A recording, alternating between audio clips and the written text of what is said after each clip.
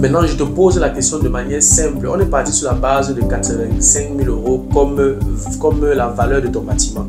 À la fin, tu auras toujours les 85 000 euros. Mais c'est comment est-ce qu'on te rembourse ça? Tu reçois les 85 000 euros sur 50 ans, sur 40 ans ou sur 25 ans. Maintenant, je te pose la question. Tu aimerais recevoir 3 400 euros chaque année pendant 25 ans? Ou alors tu aimerais recevoir 1 700 euros chaque année pendant 50 ans? Pour quelqu'un qui s'y connaît un peu dans les finances, on comprend, il n'y a même pas à réfléchir. Tu prends les 3 400 euros pendant 25 ans parce que tu auras besoin de liquidité. Maintenant, tu peux investir. Je ne vais pas entrer dans trop de détails, mais si tu tiens compte de l'inflation, 2 000 euros que tu reçois aujourd'hui, dans 10 ans, dans 15 ans, n'a plus la même valeur. Donc, mieux, il te donne ça maintenant et tu peux investir. C'est un peu ça. Donc, oui, je trouve cette stratégie assez intéressante. Il faut juste t'y connaître. Va vers les experts. Lorsque tu te lances dans un investissement aussi complexe comme l'investissement immobilier, cherche les gens qui s'y connaissent.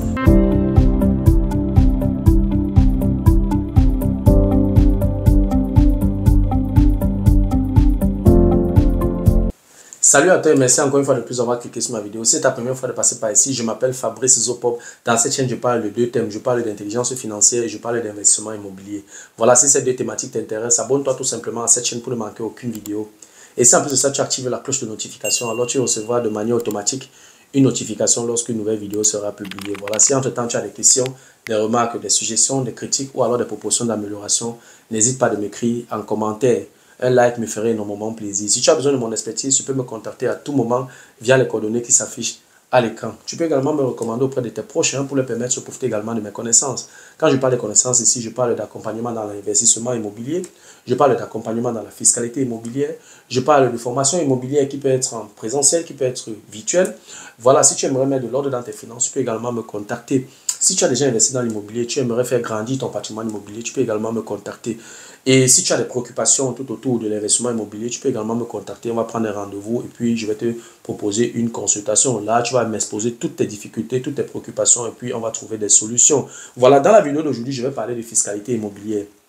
Beaucoup de personnes se lancent dans l'investissement immobilier sans s'y connaître dans la fiscalité immobilière, ce qui est dangereux.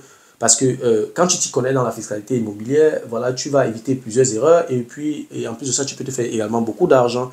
Et quand tu ne t'y connais pas dans la fiscalité immobilière, tu vas faire beaucoup d'erreurs et tu vas perdre beaucoup d'argent. Donc, avant de te lancer dans l'investissement immobilier, il faut tout faire pour avoir les informations relatives à la fiscalité immobilière. En tout cas, je t'ai apporté quelques stratégies dans la vidéo d'aujourd'hui, comment tu peux faire pour réduire ta charge fiscale. Si tu veux en savoir plus, reste scotché. La suite, juste après le générique.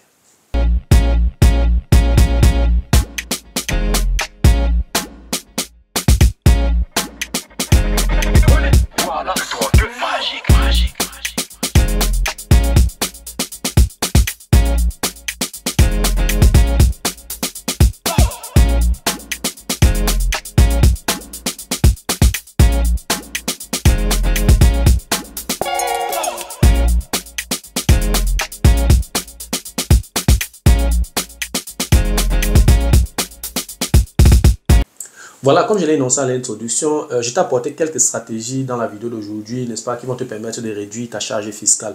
La première stratégie que tu peux utiliser pour réduire ta charge fiscale, c'est d'acheter tes biens immobiliers avec l'aide des capitaux étrangers. Oui, ne fais pas l'erreur d'acheter ton bien immobilier locatif en payant comptant. C'est hyper dangereux. Si c'est ta résidence principale ou bien si c'est voilà, une maison dans laquelle tu vas vivre, oui, tu peux encore le faire. Mais si c'est pour mettre en location, je te déconseille d'acheter ça en payant comptant. Et quand je parle de capitaux étrangers ici, je parle de la banque, je parle de la famille, je parle des amis, je parle de ton employeur, je parle du vendeur parce que tu peux acheter le bien à une connaissance et voilà, tu peux t'arranger avec la connaissance. Tu dis que ok, ton bien que j'achète là, je peux te rembourser ton prix d'achat sur 10 ans, sur 20 ans en fonction des relations que tu as avec lui. Donc c'est possible de prendre un crédit au vendeur. Donc oui, c'est ça que j'appelle capitaux étrangers. Et lorsque tu prends donc, lorsque tu achètes le bien immobilier donc avec l'aide d'un capital étranger, c'est-à-dire avec l'aide de la banque par exemple, tu as les intérêts que tu payes. Et les intérêts que tu payes, c'est une dépense relative liée à ton investissement. L'administration considère donc ça comme une perte pour toi. Ça veut dire que quoi? Lorsque tu fais ta déclaration d'impôt en fin d'année, tu mentionnes donc les intérêts que tu as payés pendant l'année à la banque. Et puis voilà, tu peux réduire ta charge fiscale avec l'administration fiscale considère ça comme une dépense. Donc avec ce levier, tu peux également réduire ta charge fiscale. La deuxième stratégie que tu peux utiliser, c'est d'acheter les biens immobiliers qui nécessitent une rénovation, une modernisation. Donc, avant même d'acheter un bien immobilier, tu dois déjà avoir un projet derrière. Tu dois avoir déjà tes objectifs. Et lorsque tu as fixé, n'est-ce pas, tes objectifs, lorsque tu sais déjà exactement où tu vas aller avec ce bien immobilier. Si c'est un bien qui nécessite une rénovation, tu connais le prix d'achat et tu dois fixer à peu près combien tu vas investir pour la modernisation. Et généralement, la banque te donne l'opportunité, la possibilité, n'est-ce pas, de prendre un crédit un peu plus élevé, si bien que tu pourras également prendre une partie sur cet argent pour effectuer les travaux de rénovation. Donc, si le bien a coûté peut-être 100 000 euros et après la visite et tout, tu fais tes calculs, tu fixes donc ton montant de modernisation, tu peux fixer à 15 à 20 000 euros. Donc, au lieu de prendre un crédit de 100 000 euros qui correspond au prix d'achat, tu prends 120 000 euros.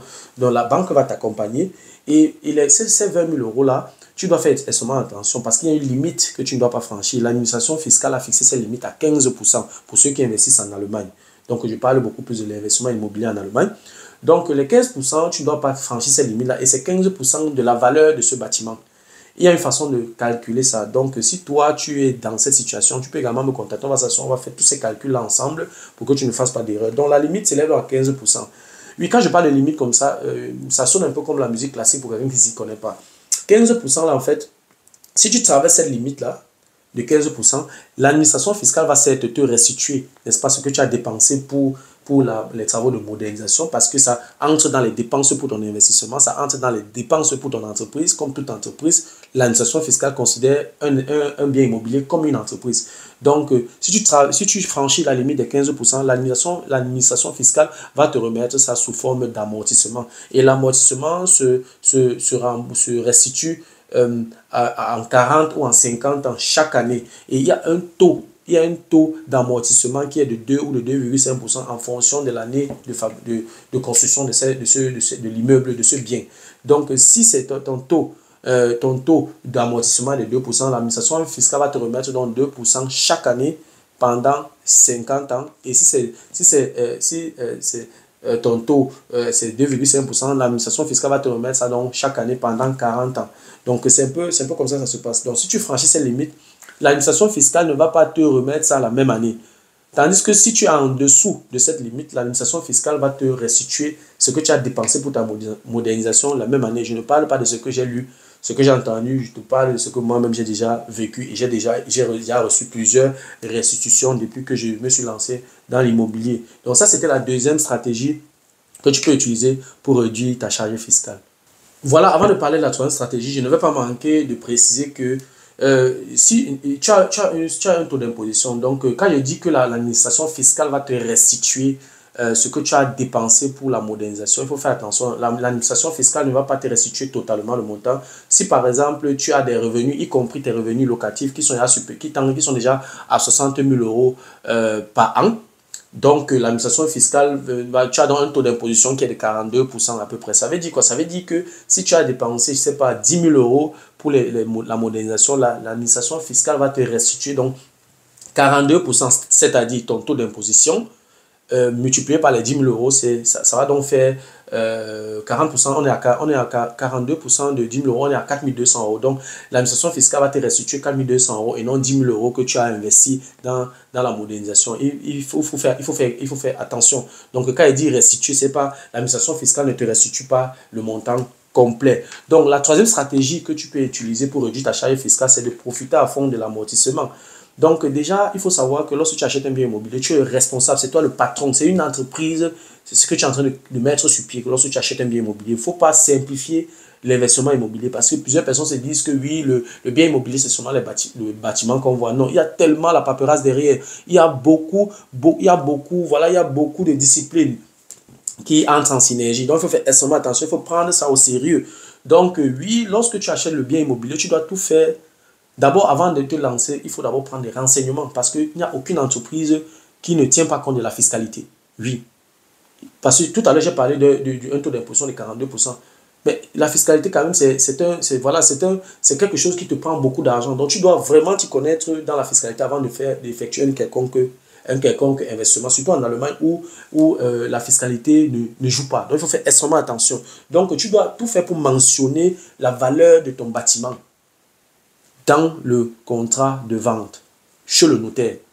Parce que lorsque tu as déjà mentionné la valeur de ton bâtiment, ou alors la valeur du bâtiment, de l'appartement que tu es en train d'acheter dans le certificat de vente, c'est légal. Donc, on ne peut plus rien faire, sauf si tu as vraiment exagéré. Mais en principe, tu as la possibilité de le mentionner ça dans le certificat de vente. Lorsque tu l'as fait, c'est légal. Donc, voilà, tu dois tout faire pour le faire parce que le notaire ne va pas te demander de le faire. Généralement, quand il t'envoie même l'ébauche du contrat de vente avant que tu ne viennes au rendez-vous pour signer, il ne mentionne pas ça. C'est à toi de te lancer de manière active pour pouvoir mentionner ça dans ton certificat de vente. Le notaire ne va pas t'aider à le faire. Le vendeur ne va pas t'aider à le faire. L'agent immobilier ne va pas t'aider à le faire. Sauf si peut-être c'est un agent immobilier avec qui tu travailles depuis longtemps ou alors un agent immobilier qui est proche à toi ou c'est une connaissance. Là, c'est différent. C'est pour ça que je dis toujours, avant de te lancer dans un investissement ou alors avant de te lancer dans n'importe quel domaine, tu dois d'abord tout faire pour avoir l'information, pour avoir la connaissance. Sinon, tu vas faire beaucoup d'erreurs. Donc, c'est toi qui vas introduire donc, cette mention sur la valeur de ton bâtiment dans le certificat de vente. Parce qu'une fois que c'est fixé dans le certificat de vente, l'administration fiscale ne pourra plus rien, n'est-ce pas, pour refuser ou pour contrer. Parce que c'est cette mention que tu fais, c'est à partir, n'est-ce pas, de la valeur de ton bâtiment que tu as mentionné dans ton certificat de vente qu'on va déterminer ton taux d'amortissement. Comme je l'ai dit tout à l'heure, tu as ces 2 ou ces 2,5% en fonction donc de la valeur, en fonction donc de l'année de construction du bâtiment. Donc, si le bâtiment dans lequel tu as acheté l'appartement a été construit avant le 1er janvier 1925, ça veut dire que le taux d'amortissement est de 2,5%. Ça veut dire quoi? Ça veut dire que l'administration fiscale te restitue donc 2,5% de la valeur du bâtiment chaque année pendant 40 ans. Si le bâtiment dans lequel tu as acheté l'appartement a été construit après le 31 décembre 1924, alors ton taux d'amortissement est de 2%. L'administration fiscale donc, va te restituer 2% de la valeur du bâtiment pendant 50 ans. Donc, chaque année, tu auras 2% de cette valeur. Chaque année. Ça, ce sont des avantages fiscaux. Tu dois tenir compte de ça lorsque tu te lances dans l'investissement immobilier. Si tu ne t'y connais pas et tu ne fais pas cette mention dans le certificat de vente, l'administration fiscale va calculer elle-même ce qu'elle veut te donner. Et elle ne pourra pas marquer dans son propre camp. Elle ne pourra pas se tirer une balle dans le pied. Elle va tout faire pour te définir une valeur du bâtiment la plus basse possible. Et c'est toi qui es perdant. Oui, ce n'est pas... Tu peux te voir en train de perdre par an 1 000 euros, 2 000 euros parce que tu as négligé. Il s'agit quand même de 150, 200 euros par mois. Quand on parle de 2 000 euros, ce n'est pas à négliger. Donc, il faut tenir compte de ça lorsque tu te lances dans l'investissement immobilier. Ça, c'était la 3e stratégie que tu peux utiliser pour réduire ta charge fiscale. La 4e stratégie que tu peux utiliser, n'est-ce pas, pour réduire ta charge fiscale, c'est de réduire ta durée d'amortissement. De manière générale, lorsque tu achètes un bien immobilier locatif, la durée d'amortissement, généralement, lorsque tu viens de signer chez le notaire, généralement, c'est 40 ou 50 ans. Comme je l'ai dit tout à l'heure, si le bâtiment dans lequel tu as acheté l'appartement a été construit avant le 1er janvier 1925, ton taux d'amortissement sera 2,5% que l'administration fiscale va te restituer sur 40 ans. Si le bâtiment a été construit après le 31 décembre 1924, alors ton taux d'amortissement sera 2% pendant 50 ans. Ça, c'est de manière générale. Mais il y a la possibilité de réduire la durée d'amortissement. Donc, comment tu fais? Puisque généralement, si tu prêtes bien attention, quand j'ai dit 2,5%, c'était 40 ans. On voit donc 40 ans fois 2,5, ça fait 100%. Parce que normalement, après 40 ans, selon l'administration fiscale, le bien normalement n'a plus de valeur. Ça, c'est selon l'administration fiscale, mais dans la réalité, c'est autre chose. Donc, j'ai dit 2,5%, 40 ans, et puis 2%, 50 ans. 2% fois 50 ans, ça fait 100%. L'administration fiscale considère qu'après les 50 ans, n'est-ce pas, le bâtiment n'a plus de valeur. Mais tu peux également, tu peux prouver tu peux par exemple prouver auprès de l'administration fiscale qu'en fait, voilà, ta durée d'amortissement, ce n'est pas 40 ans, ce n'est pas 50 ans, c'est moins de 50 ans.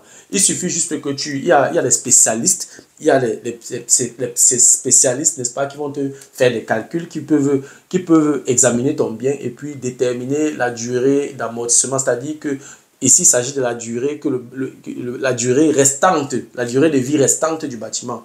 Tout à l'heure, on a parlé de 40-50 ans. Si tu trouves cet expert-là, il examine le bien et tout, il calcule, et puis le résultat, c'est que ton appartement a encore 25 ans de vie. Et il te fait un protocole, un document, et ils ne sont pas nombreux. Tu peux visiter le site www.nutzungsdauer.de. Tu tombes dans leur site, voilà, tu vas contacter les experts. Ils vont examiner ton bien.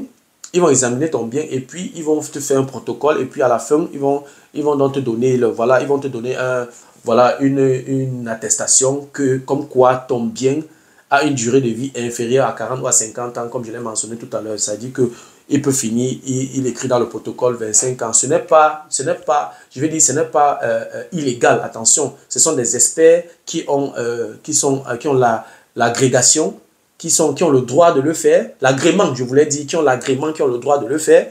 Donc, ils vont signer dans ce protocole-là, ou bien ils vont te remettre une attestation qui prouve que ton bâtiment ou alors ton appartement a une durée de vie restante de 25 ans. Et si c'est le cas, qu'est-ce que ça signifie? Ça veut dire que ton amortissement, c'est sur 25 ans. Donc, l'administration fiscale doit te restituer sur 25 ans, pas sur 40 ans, pas sur 50 ans. Qu'est-ce que ça signifie? Si l'administration fiscale veut te restituer sur 25 ans, puisque ils doivent te restituer 100% de la valeur de ton bâtiment. Alors, j'ai dit tout à l'heure 2,5% pour 40 ans, 2% pour 50 ans, pour 25 ans, c'est 4%. Donc, ça veut dire qu'avec cette stratégie, tu obtiens un taux d'amortissement de 4%, ce qui est de 4% de la valeur de ton bâtiment, ce qui est supérieur à 2,5%, ce qui est supérieur à 2%. Donc là, c'est une stratégie pour augmenter ton taux d'amortissement. Et disons, si la valeur de ton bâtiment, c'est 100 000 euros et que tu as un taux d'imposition, tu as un taux d'amortissement de 2%, 2% de 100 000 euros, tu as 2 000 euros. Si ton taux d'amortissement, c'est 2,5%, tu auras 2 500 euros que l'administration fiscale te remet chaque année. Et si ta durée restante, la durée restante de ton bâtiment est de 25 ans, c'est-à-dire 4% de taux d'amortissement, ça va faire 4% de 100 000 euros, ça fait 4 000 euros. Donc, de 2 000 euros à 4 000 euros, ça fait quand même le double chaque année. Ça veut dire, en fait, avec cette stratégie, tu vas dépenser peut-être 400, 500 euros pour trouver l'expert qui va faire ça. Et puis, à la fin, chaque année, tu as 2 000 euros de plus pendant 25 ans. Donc, je pense que c'est tellement, voilà, c'est magique. C'est une stratégie qui est magique. Donc, c'est pour ça que je dis encore, lorsque tu te lances dans un domaine, il faut toujours avoir l'information. Les petits secrets que je donne comme ça, ce sont des secrets généralement que je donne lors de mes workshops, lors de mes consultations, lors de mes séminaires et tout. Donc, oui, ne te lance pas dans l'investissement immobilier comme ça, parce que tu as vu les autres se lancer. Il faut chercher l'information et puis tu vas voir, tu ne feras pas beaucoup d'erreurs. Donc, ça, c'était la 4e stratégie que tu peux utiliser pour réduire ta charge fiscale. Bon, pour que ce ne soit pas comme la musique classique, j'ai apporté un petit exemple. Voilà, tu as acheté un bien immobilier à 100 000 euros et l'année de construction du bien, c'est 1970. La valeur du bien ici, on va tenir compte, on va supposer qu'on a mentionné dans le certificat de vente 85% que la valeur du bâtiment est de 85% du prix d'achat, c'est-à-dire que comme le bien a coûté 100 000 euros, la valeur du bien sera 85 000 euros et la valeur du terrain, c'est la valeur restante parce que le bâtiment est posé sur un terrain, il y a 85% c'est pour le bâtiment et 15% c'est pour le terrain. Donc c'est 15 000 euros qui est la valeur du terrain. Ton taux d'amortissement, puisque l'année c'est 1970, c'est-à-dire que c'est après le 31 décembre 1924, ça veut dire que ton taux d'amortissement sera donc de 2% pendant 50 ans que l'administration fiscale va te restituer. Ça veut dire quoi? Ça veut dire que l'administration fiscale va te restituer 2% de 85 000 euros qui est la valeur de ton bâtiment, ce qui fait 1 700 euros par an. 1 700 euros comme ça pendant 50 ans. Pourquoi? Comme je l'ai dit tout à l'heure, parce que le bien a été conçu après le 31 décembre 1924. Ça, c'était le premier exemple. Ça veut dire que chaque année, pendant 50 ans, l'administration fiscale va te restituer 1 700 euros. Prenons un deuxième exemple. Voilà, tu achètes le bien immobilier à 100 000 euros. Et cette fois-ci, l'année de construction de ce bâtiment est 1920, c'est-à-dire avant le 1er janvier 1925. Comme le bâtiment a été conçu avant le 1er janvier 1925, ça veut tout simplement dire que ton taux d'amortissement sera 2,5% que l'administration fiscale va te restituer sur 40 ans. Je l'ai expliqué tout à l'heure. Donc, ça veut dire quoi? Ça veut dire qu'on va toujours tenir compte, on va toujours considérer la valeur du bâtiment qui était de 85 000 euros. Puisque ton taux d'amortissement c'est 2,5%, tu auras donc une restitution fiscale par an de 2,5% multiplié par 85 000 euros, qui te fait donc une restitution fiscale par an de 2125 euros. Tu reçois cela de l'administration fiscale chaque année pendant 40 ans. Voilà, ça c'était le deuxième exemple. Le premier exemple, il s'agissait d'un bien qui a été construit après le 31 décembre 1924 et la valeur je vais dire quoi, l'amortissement était de 1700 euros par an. Maintenant, dans le deuxième exemple, l'amortissement est de 2125 euros. Maintenant, si tu as utilisé la stratégie, n'est-ce pas, de la réduction de la durée d'amortissement de ton bien, c'est-à-dire à 25 ans, comme je l'ai expliqué tout à l'heure, ça veut dire que tu as un taux d'imposition, tu as un taux d'amortissement de 4%. On a calculé tout à l'heure que la valeur de ton bâtiment était de 85 000 euros. 85 000 euros multiplié par 4%, ça te fait une restitution fiscale de 3 400 euros par an. C'est-à-dire que quoi, pour l'exemple 1, on était à 1 700 euros par an. L'exemple 2, on était à 2125 euros. Maintenant, dans le troisième cas, où tu as réduit, n'est-ce pas, la durée d'amortissement du bâtiment, tu as une restitution fiscale annuelle de 3 400 euros, ceci pendant 25 ans. Donc, tout simplement parce que tu as dépensé 500 euros, tu as trouvé un expert qui a évalué ton bien et qui a calculé la durée restante de ton bien et qui a évalué ça à 25 ans. Tout simplement parce que tu as l'information et tu as eu une restitution fiscale de 3 400 euros. Il s'agit quand même d'une différence de 1 700 euros. C'est-à-dire que tu reçois 2 fois. Tu doubles ton amortissement. Si tu n'avais rien fait, si tu n'avais pas utilisé cette stratégie, tu devais avoir 1 700 euros chaque année. Maintenant, avec cette stratégie, tu reçois 3 400 euros. Il s'agit quand même de 1 700 euros de plus que tu reçois par an. On est à peu près à 200, on est à 150 euros à peu près que tu reçois, 150 euros que tu reçois de plus. Il y a certaines personnes qui ont 5 biens immobiliers en location, mais ils n'ont pas 150 euros de cash flow. Donc, avec cette stratégie, tu as 150 euros de cash flow. En tout cas, si tu as l'information, tu ne pourras pas faire d'erreur et tu peux te faire beaucoup d'argent. Maintenant, je te pose la question de manière simple. On est parti sur la base de 85 000 euros comme la valeur de ton bâtiment. À la fin, tu auras toujours les 85 000 euros. Mais c'est comment est-ce qu'on te rembourse ça? Tu reçois les 85 000 euros sur 50 ans, sur 40 ans ou sur 25 ans. Maintenant, je te pose la question. Tu aimerais recevoir 3 400 euros chaque année pendant 25 ans? Ou alors tu aimerais recevoir 1 700 euros chaque année pendant 50 ans. Pour quelqu'un qui s'y connaît un peu dans les finances, on comprend, il n'y a même pas à réfléchir. Tu prends les 3 400 euros pendant 25 ans parce que tu auras besoin de liquidité maintenant, tu peux investir. Je ne vais pas entrer dans trop de détails, mais si tu tiens compte de l'inflation, 2 000 euros que tu reçois aujourd'hui, dans 10 ans, dans 15 ans, n'a plus la même valeur. Donc, mieux, il te donne ça maintenant et tu peux investir. C'est un peu ça. Donc oui, je trouve cette stratégie assez intéressante. Il faut juste t'y connaître. Il faut va vers les experts. Lorsque tu te lances dans un investissement aussi complexe comme l'investissement immobilier, cherche les gens qui s'y connaissent. Donc voilà les 4 stratégies que tu peux utiliser, n'est-ce pas, pour réduire ta charge fiscale de manière considérable. Donc n'hésite pas à me contacter si tu as besoin de mon expertise. Et comme j'ai dit, ne te lance pas dans un investissement sans avoir l'information, sans avoir la connaissance. Tu vas faire beaucoup d'erreurs et tu vas perdre beaucoup d'argent. Voilà, c'était tout pour la vidéo d'aujourd'hui. J'espère que la vidéo t'a plu, j'espère que la vidéo a été à la hauteur de tes attentes. Voilà, si la vidéo t'a plu, je te prie de la partager au maximum. Et si tu aimerais de temps en temps regarder ce genre de vidéo, ou alors si les contenus de cette chaîne t'intéressent, abonne-toi tout simplement à cette chaîne pour ne manquer aucune vidéo. Et si en plus de ça, tu actives la cloche de notification, alors tu recevras de manière automatique une notification lorsqu'une nouvelle vidéo sera publiée. Voilà, si entre temps tu as des questions, des remarques, des suggestions, des critiques ou alors des propositions d'amélioration, n'hésite pas à m'écrire en commentaire. Un like me ferait énormément plaisir. Si tu as besoin de mon expertise, tu peux me contacter à tout moment via les coordonnées qui s'affichent à l'écran. Tu peux également me recommander auprès de tes prochains pour les permettre de profiter également de mes connaissances. Merci encore pour ta disponibilité. Merci pour ton attention. C'était Fabrice Zopop. On se dit donc au revoir et à la prochaine. Ciao.